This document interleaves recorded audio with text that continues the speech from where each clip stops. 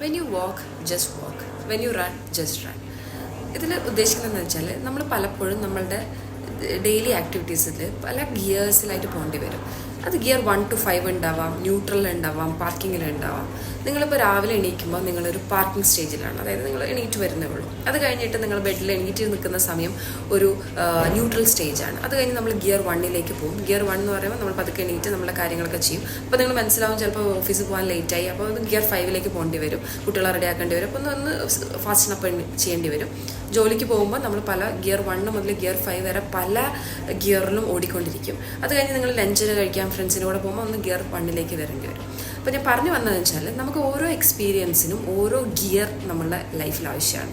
ഇപ്പം നമ്മൾ വെക്കേഷന് പോകുമ്പോൾ നമ്മൾ വിചാരിക്കാം, അയ്യോ ഞാൻ വെക്കേഷന് വന്നല്ലോ, ഇപ്പോൾ വർക്ക് ചെയ്യേണ്ട സമയത്ത് ഞാൻ വെക്കേഷന് വന്നിരിക്കുകയാണെന്നോ എന്നുള്ളൊരു ഗിൽറ്റി ഫീലിംഗ് ചിലപ്പോൾ വരാം. അല്ലെങ്കിൽ വർക്ക് ചെയ്തുകൊണ്ടിരിക്കുമ്പോൾ എനിക്ക് മതിയായി, എനിക്ക് വർക്ക്